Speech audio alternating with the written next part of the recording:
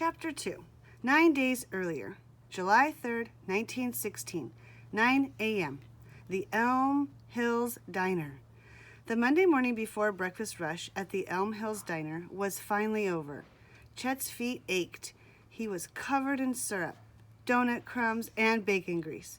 His curly red hair was damp with sweat, but he was surprisingly happy.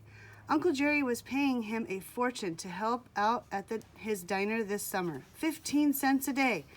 Chet liked being surrounded by familiar faces and hearing folks calling out his name while he worked. Best of all, he was finally making some friends. His first since he came to live with Uncle Jerry last January. He was staying here for the year, while Mama and Papa were in California on business. Chet was wiping down the counter when the front door banged open. He smiled when he saw Dewey, Sid, and Monty rushing toward him. They came in every morning on their way to work at the tile factory. Chet had seen them at school, the loud boys, who were always talking about baseball. But he hadn't gotten to know them until this summer. "Did you hear?" Dewey said, his freckly cheeks red with excitement. "You won't believe it," said Monty, whose spectacles were fogged up from the humidity. "Let me tell him," said Sid, pushing his friends aside. He was the shortest of the three and always in charge. "It was a shark!" And then they all started talking at once. "A shark attack! It was huge! Bit off a man's leg! There was blood everywhere! The man is dead! It happened right here in Beach Haven," said Monty. Beach Haven was about 70 miles south of Elm Hills, right on the Atlantic Ocean. Chet had heard about the fine hotels there and the people who swam in the ocean in their fancy bathing costumes, but he'd never heard of any shark attacks. Uncle Jerry appeared from the kitchen, his bright blue eyes shining and his thick dark hair neatly combed back. The guys always stood a little straighter when they saw Chet's uncle. He'd been a baseball legend growing up here in Elm Hills. He could have gone pro, but he'd hurt his knee sliding home in a championship game. The team won, and Uncle Jerry could never play again. He still limped a little after a long day of work.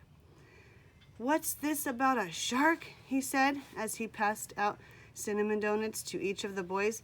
"You fellas aren't trying to fool us, are you?"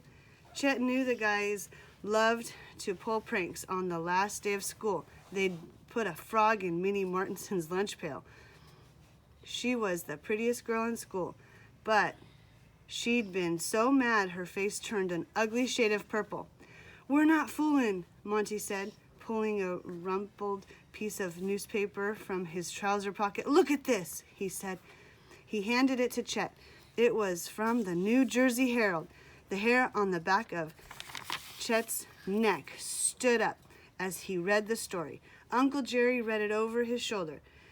"Killer shark attacks swimmer. July 2nd, 1916, Beach Haven, New Jersey. Charles Vanson, 25, was attacked by a large shark Saturday, July 1st, while swimming in chest-deep water. He and his family were vacationing at the luxurious Ingleside Hotel. Mr. Vanson, known by all as a man of exceptional charm and great promise, was swimming with a dog when the attack occurred.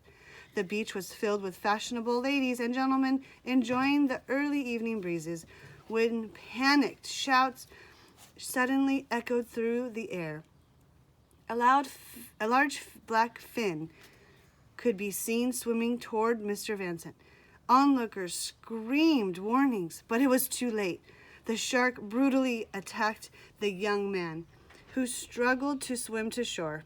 A lifeguard and 2 men rushed to his aid and finally managed to free him from the water. But he died a short time later of his injuries. This is the first fatal shark attack on a human ever recorded in the northeastern shore of the United States. Uncle Jerry laughed. Chet stared at him. His uncle was tough, but did he really think a man getting ripped apart by a shark was funny? Boys, that article is a hoax, Uncle Jerry said. A shark will not attack a human. It's a proven fact. Haven't you ever heard of Mr. Herman Orrich's? None of them had. The guy was a millionaire, Uncle Jerry said.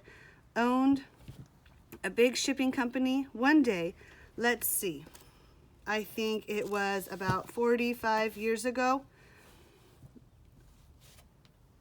this gent was out of his yacht with his rich friends, not far from New York City. They were out in the ocean and they sailed right into a big school of sharks. The ladies screamed, but Orrich's put on his bathing costume and dove into the water, practically right on top of those sharks. Why did he do that? Sid said. To prove that the sharks wouldn't attack. Uncle Jerry said, he made a real commotion, splashing and kicking, even shouting at the sharks. And wouldn't you know, the sharks swam away. They were scared as rabbits. Sid glanced at Chet and smiled. And that's not all, said Uncle Jerry. Mr. Orrich's offered a $500 reward to anyone who could come up with one case of shark attacking a human on the northeastern coast of the United States. $500, said Dewey. That's crazy. Maybe, Uncle Jerry said, but nobody ever collected because a shark simply will not attack a human. That cherry pie over there is more likely to attack you than a shark is. They all laughed. But then a gravelly voice spoke up from the end of the counter. You got it wrong. Some sharks are killers. It was Captain Wilson, who came into the diner every day for breakfast. A long time ago, he had been a whaling ship captain, but now he puttered around the creek in his broken-down motorboat. Usually, he had a dazed look in his eyes, like he wasn't sure where he was. But now the captain's eyes were sharp. You've seen some sharks, Cap? Uncle Jerry said, refilling the captain's coffee cup. Seen one? The captain said. A white shark almost bit me right in two.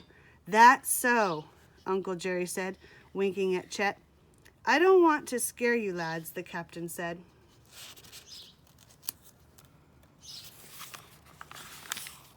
Please, sir, Monty said. Nothing scares us. We can take it, Sid insisted.